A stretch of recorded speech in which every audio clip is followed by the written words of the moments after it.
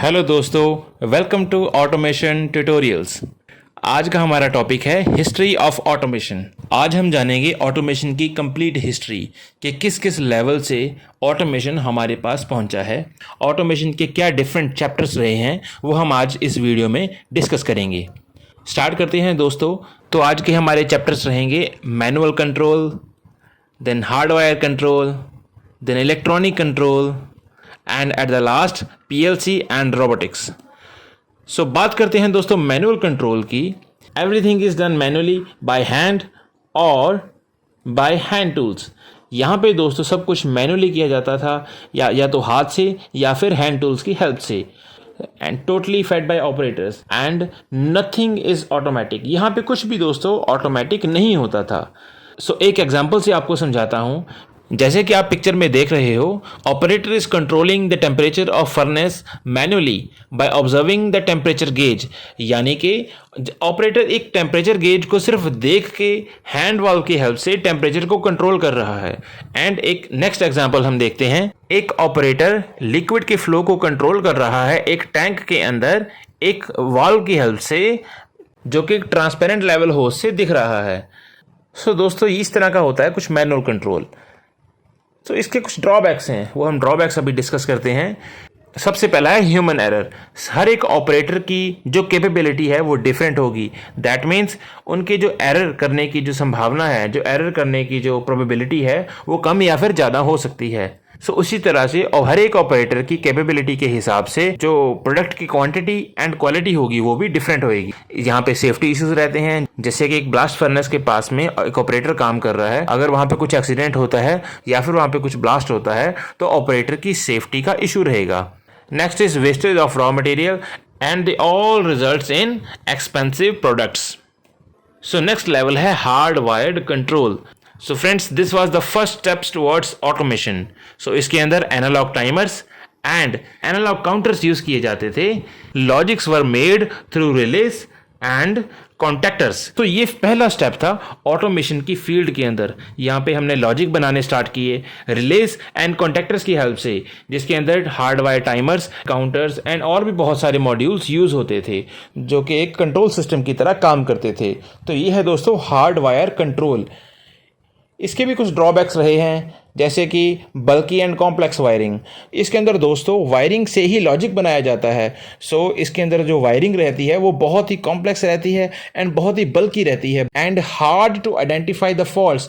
अगर इसके अंदर कोई फॉल्ट आ जाता है तो यहाँ पे कोई कंट्रोल सिस्टम नहीं रहता कि जो कि फॉल्ट आइडेंटिफाई कर सके कि इस कॉन्डक्टर के अंदर मेरा फॉल्ट आया है या फिर ये रिले मेरी ख़राब हुई है।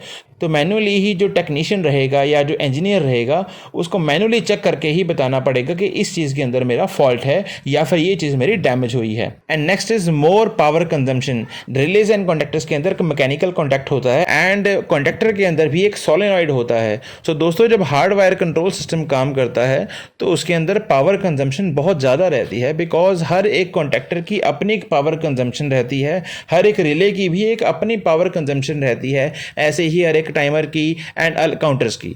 सो यहाँ पे पावर कंजम्पशन भी बहुत ज़्यादा रहेगी and need longer project time.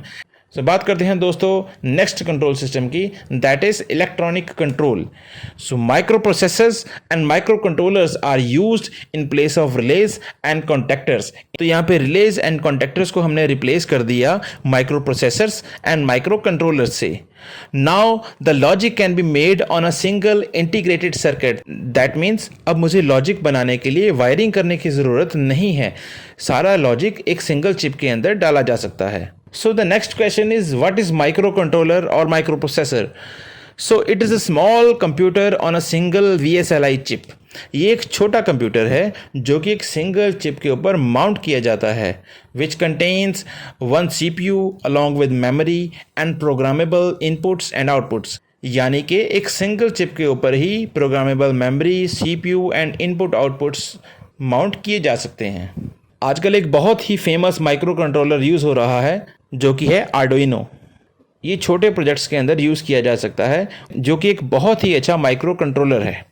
अब बात करते हैं एडवांटेजेस ऑफ इलेक्ट्रॉनिक कंट्रोल की। सो दोस्तों no wiring is needed to make logics. That means यहाँ पे लॉजिक बनाने के लिए हमें कोई भी वायरिंग नहीं यूज़ करनी। It reduces the wiring and space requirement. That means जो लॉजिक हम multiple controllers and multiple release की हेल्प से बना रहे थे वो एक सिंगल चिप के अंदर आ गया।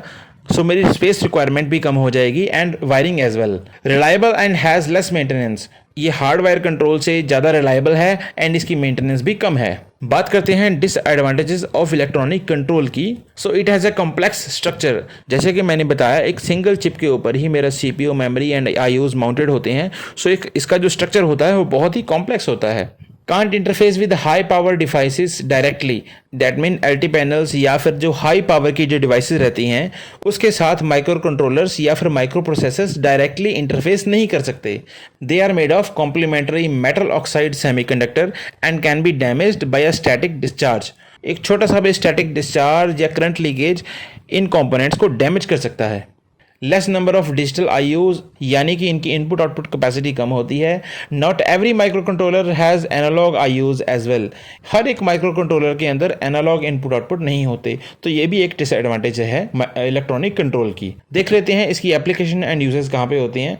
तो कैमराज के अंदर, एंटीनाज में, मोबाइल फोन्स में, इलेक्ट्रॉनिक गैजेट्स के अंदर एंड ऑटोमोबाइल के कंट्रोल सिस्टम के अंदर भी इलेक्ट्रॉनिक कंट्रोल या फिर माइक्रो प्रोसेसर्स यूज होते हैं दोस्तों। And the next level of automation is PLC, programmable logic controller, which is the full form of PLC, जो कि आज के टाइम में दोस्तों हर जगह यूज़ हो रहा है। सो बात करते हैं PLC की डेफिनेशन की।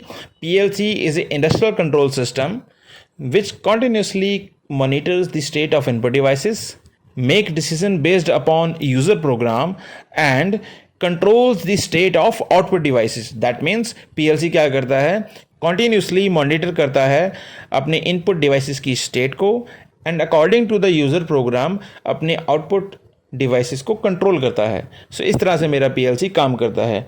मेरी PLC रीप्रोग्रामेबल होती है, that means multiple number of times मैं PLCs को प्रोग्राम कर सकता हूँ, डाउनलोड कर सकता हूँ, अपलोड कर सकता हूँ। तो यहाँ पे डाउनलोड एंड अपलोड कोई लिमिट नहीं होती।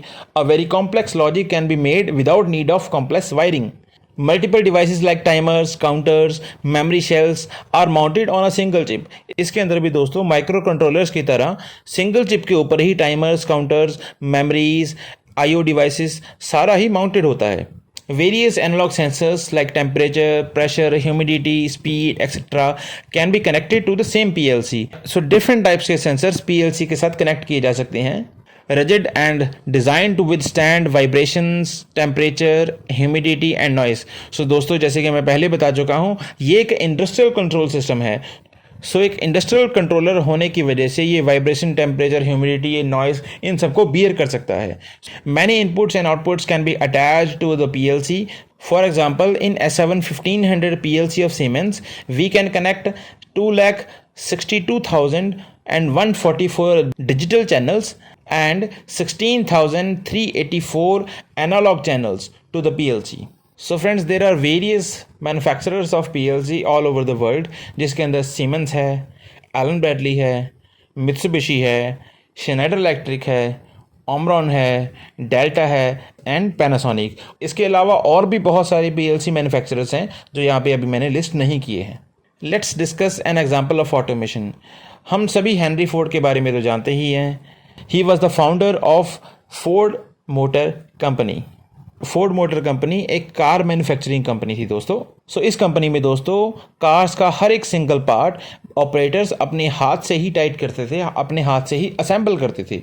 सो दोस्तों हेनरी फोर्ड ने क्या किया, एक कन्वेयर्स की असेंबली लाइन एस्टैब्लिश की अपनी फोर्ड मोटर कंपनी में। And do you know that only by introducing the conveyor belts the Ford motor company increased the production speed bye 3 times। That means जो काम पहले 3 दिन में हो रहा था वो काम अब 1 दिन में हो रहा है। So this is the power of automation.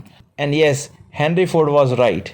He once said automation is the key. And now वही फोर्ड मोटर कंपनी किस तरह से कार्स मैन्युफैक्चरिंग कर रही है वो मैं आपको दिखाता हूँ, जिसके अंदर लोडिंग, मैन्युफैक्चरिंग, देन सारा कुछ दोस्तों यहाँ पे ऑटोमेशन की हेल्प से हो रहा है।